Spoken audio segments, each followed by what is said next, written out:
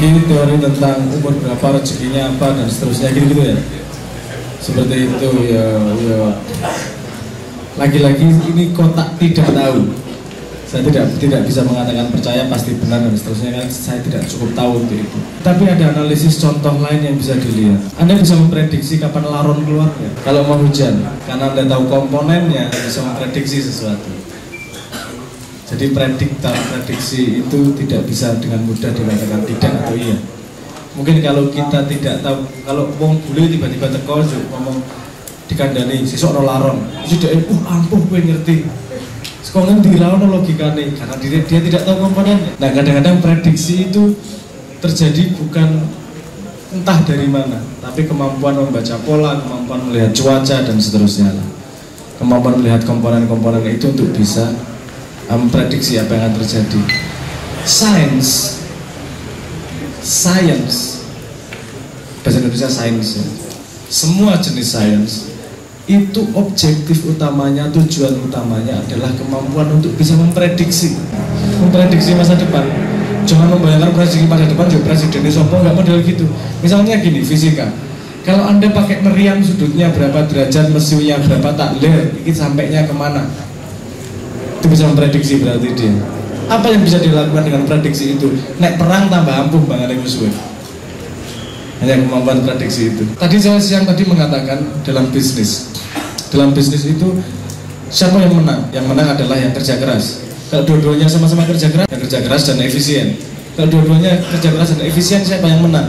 Kerja keras, efisien dan inovatif. Kalau dua-duanya kerja keras, efisien dan inovatif, siapa yang bisa menang? Yang mampu memprediksi masa depan. Kalau Anda melihat semua big data, Anda melihat apapun segala macam itu kemampuan memprediksi masa depan. Tidak harus sebuah awang-awang, sebuah sains sangat bisa. Tujuan sains adalah kemampuan memprediksi masa depan. Kenapa harus diprediksi masa depan? Karena kita punya limited resource, kita punya limited sumber daya.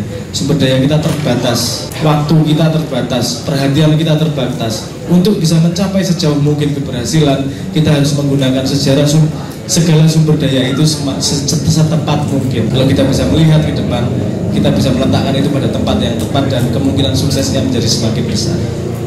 Menurut sederhana. Jadi apakah mungkin? Mungkin semuanya. Apakah akurat? Ya orang ngerti.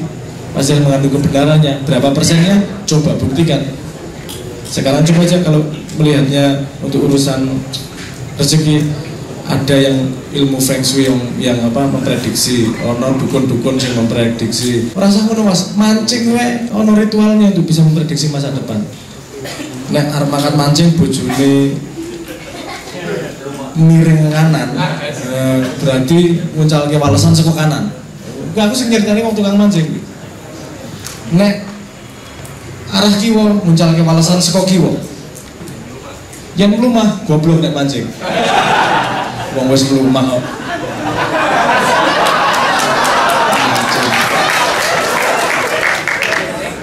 Ya, apa namanya? Jadi itu mereka semua mencoba menemukan pola, Mas. Menemukan pola. Kalau Anda cari sejarah, misalnya ada gini, ada yang mau berangkat perang itu memutari sebuah pohon dengan untanya 3 kali dan turun pakai kaki yang mana. Dia melihat Kanjeng Nabi melakukan itu dan dia menangkapnya sebagai pola. Dan mengangkat perang menang. Apakah karena embungnya atau karena embung? Tapi dia mencoba melakukan pola yang dia amati. Ya mungkin kemudian jadi yakin, kemudian jadi ya macam-macam. Ono sing menang pola gara-gara ming rambutnya Kanjeng Nabi hilang pas perang. Perang kalah, rambutnya Nabi hilang ya. Pas mending mati bakal kehilangan, malah dia balik lagi jadi menang. Yuk. Jadi tadi itu pada prinsip yang pertama, terhadap informasi apapun jangan mudah meletakkan pada percaya atau tidak percaya. Kadang-kadang tidak masuk akal karena kebodohan kita tidak tahu komponennya. Tapi kalau tiba-tiba percaya kabeh, mumet gue karena banyak teori yang saling berlawanan kadang-kadang.